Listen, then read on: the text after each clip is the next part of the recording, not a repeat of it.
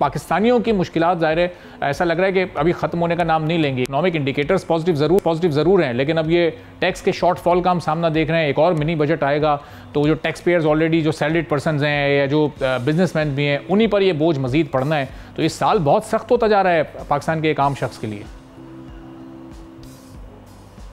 जी, हालात तो काफ़ी अर्से से टफ थे। ये नहीं कि ये साल कोई ज़्यादा टफ नहीं था कंपेयर, क्योंकि पिछला साल भी बड़ा टफ था।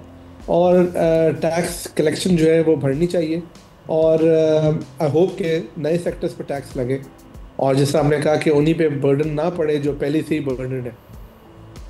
सही। और फिर अली भाई साहब, इसमें जाहिर है कि एक रिफॉर्म की ज़रूरत होती है। अभी तक उस रिफॉर्म को बहुत तेज़ी के साथ हमने हुकूमत को नहीं करते देखा। अभी एग्रीकल्चर सेक्टर ऐसा है जहाँ पर वो टैक्स नाफिज करने के लिए आपको कानून साजी करनी पड़ेगी, तो कुछ अभी भी टफ चैलेंजेस गवर्नमेंट के लिए हैं। अब ये वाला जो साल है, जो फिस्कल ईयर है, इसमें तो बहरहाल जो पुराने टैक्स पेयर्स हैं उन्हीं पर टैक्स के रेशो को बढ़ाया जाए और किसी तरह से उस टारगेट के करीब पहुँचा जाए।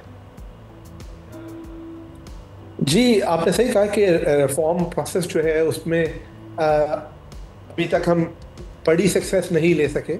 टैक्स के ऊपर ये काम किया जा रहा है कि उसको डिजिटल किया जाएगा, डिजिटल इकोनॉमी की तरफ मूव किया जाएगा ताकि कैश इन सर्कुलेशन कम हो, ताकि टैक्स चोरी कम हो। तो ये एक बहुत बड़ा एरिया है जिस पे गवर्नमेंट मुझे पता है कि फोकस कर भी रही है, मगर जिसमें इम्प्लीमेंटेशन अगर और तेज़ होगी तो बेहतर होगा। और हमारी एक्सपेक्टेशन है, आवाम यही है कि हुकूमत जल्द से जल्द उस पर फोकस कर सके। दूसरा जो एरिया है वो प्राइवेटाइजेशन का है। उस पर PIA की प्राइवेटाइजेशन से काफ़ी उम्मीदें हमें थी, मगर दैट फेल्ड। तो certainly at least on those two areas they are things to be concerned about.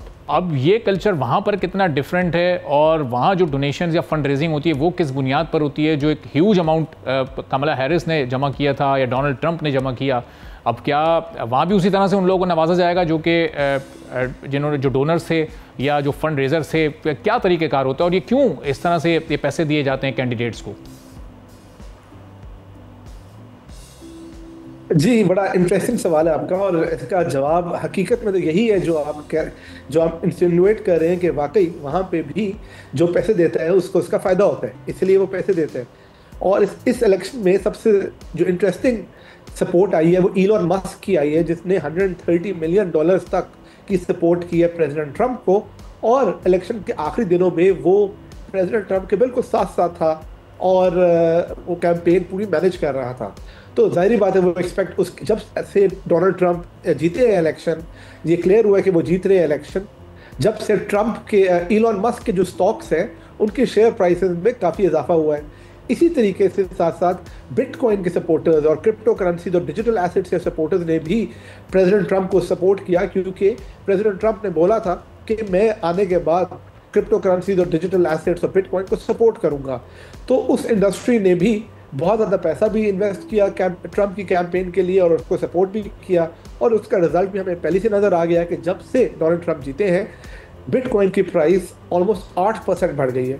तो पाकिस्तान की तरह वहाँ पे भी जिन्होंने विनिंग कैंडिडेट को सपोर्ट किया है, वो या तो पॉजिटिव पॉलिसीज़ के थ्रू उनको फ़ायदा होगा, या कुछ लोगों को पर्सनली भी हो सकता है कि गवर्नमेंट में कोई पोजीशन भी मिल जाए। एक्सपेक्टेशन है कि इलॉन मस्क नई हुकूमत में का हिस्सा हो सकते हैं वो। अच्छा, और अब ज़ाहिर है कमला हैरिस चूँकि अपनी शिकस्त भी तस्लीम कर चुकी हैं, डेमोक्रेट से इलेक्शन हार गए, फंड रेजिंग उनकी बड़ी ज़्यादा थी, बल्कि ज़बरदस्त थी, डोनेशंस भी उनके पास ज़्यादा थे। तो अब उनके डोनर्स तो इस वक्त उनके पास मायूसी के सिवा तो कुछ भी हाथ नहीं आएगा कि वो कैंडिडेट चूँकि हार गई हैं तो ये उनका पैसा पूरा ज़ाया हो गया, उनका जो भी नैरेटिव था अब ना वो उसको ज़ाहिर है आगे लेकर चल सकेंगे, जो कोई फ़ायदा उन्हें मिलने की तवक्को थी अब वो भी ख़त्म हो चुकी है ऑलमोस्ट। जी, मगर अमेरिका में भी बिजनेसमैन बड़े क्लेवर होते हैं, तो हो सकता है कि उन्होंने दोनों पार्टीज़ को सपोर्ट किया हो। हाँ, सब जो बड़े इन्वेस्टर्स हैं उन्होंने दोनों पार्टीज़ को हो सकता है सपोर्ट किया हो। तो कोई इतनी परेशानी के लिए शायद उनके लिए बात ना हो। सही। और ये जो जिस तरह से ये बड़े बड़े बिजनेसमैन ये सपोर्ट इनको करते हैं, और जब ये अब डोनाल्ड ट्रंप हुकूमत में आ गए, अब ये ड्यू होगा उनको अपने डोनर्स को भी फैसिलिटेट करना, अपने फंड रेजर्स को भी फैसिलिटेट करना, लेकिन एक अनप्रेडिक्टेबल सी शख्सियत हैं, तो कोई ज़रूरी तो नहीं है कि वो उन्हीं के नैरेटिव को लेकर आगे चलें, या जो मंसूबा या जो मकासद डोनर्स के जहनों में हों वो डोनाल्ड ट्रंप के आने के बाद वो उनको पूरे भी होते नज़र आए। कोई ऐसी एक्सपेक्टेशन या कोई श्योरिटी होती है? जी नहीं होती यार, आप बिल्कुल सही कह रहे हैं कि ये रिस्क होता है, कि खासतौर पे प्रेसिडेंट ट्रंप के साथ ये रिस्क है कि जो वादे उन्होंने किए थे वो क्या उसको पूरा करेंगे। नॉर्मली तो पॉलिटिक्स में एक कोई भी पॉलिटिकल जमात जो होती है वो अपना एक मैनिफेस्टो देती है, अपनी पॉलिटिकल और इकोनॉमिक पॉलिसीज डिफाइन करती है लोगों को, और उसी बेसिस पे लोग उसको वोट भी देते हैं और उसी बेसिस पे लोग इकोनॉमिक सपोर्ट भी करते हैं। तो बड़ा स्ट्रेट फॉरवर्ड सिस्टम होता है। मगर जिस तरह आपने बोला कि प्रेसिडेंट ट्रंप के साथ ये रिस्क या खदशा ज़रूर रहता है कि क्या वो अपने लफ्ज़ पर कायम रहेंगे कि नहीं रहेंगे, तो हो सकता है उसका थोड़ा बहुत खदशा हो। मगर जिस तरह इस इलेक्शन में मैंने बोला कि बिटकॉइन वाले और क्रिप्टो करेंसी सपोर्टर्स और टेक्नोलॉजी की कंपनीज ने बड़ा सपोर्ट किया प्रेसिडेंट ट्रंप को, और वो इतना ज़्यादा सपोर्ट किया कि और उससे क्योंकि उससे पहले डोनाल्ड ट्रंप ने उस पूरे के पूरे सेक्टर को प्रोमिस किए थे कि वो प्रेसिडेंट जब बन जाएंगे तो पॉजिटिव पॉलिसीज लाएंगे जिससे इन सेक्टर को फ़ायदा होगा। तो मेरे ख्याल में कम से कम इस सेक्टर पे जो उन्होंने वादे किए हैं वो उसको पूरा करेंगे।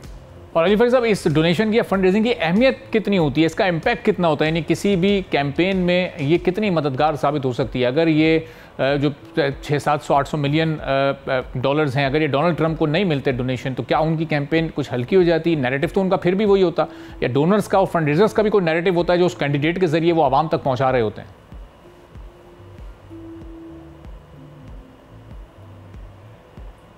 जी बहुत ज़रूरी है, कैंपेन फंडिंग बहुत ज़रूरी है, क्योंकि अमेरिका में वो टीवी एड खरीदते हैं, वो मार्केटिंग करते हैं, कस्टमर्स तक रीच करते हैं, एक अपनी कैंपेन टीम बनाते हैं, उस कैंपेन टीम की कॉस्ट होती है। So it's a very expensive enterprise, और अगर आप लोगों तक पहुंच नहीं रहे और उन पे अपना मैसेज नहीं पहुंचा रहे तो वो आपको भूल जाएंगे। साथ साथ अब सोशल मीडिया के दिनों पे जिसे हम कहते हैं कि we are in a post truth world, तो ना सिर्फ आप अपनी तारीफ करते हो, आप अपने जो मुखालिफ है उसकी बुराई भी करते हो। तो अगर जिसके पास ज़्यादा डीप पॉकेट्स हैं वो ज़्यादा ना सिर्फ अपनी तारीफ करता है जबकि दूसरे की बुराई भी करता है। तो इसलिए कैंपेन फंडिंग बहुत ही इंपॉर्टेंट है। सब्सक्राइब करें और बेल दबाएं ताकि कोई खबर रह न जाए।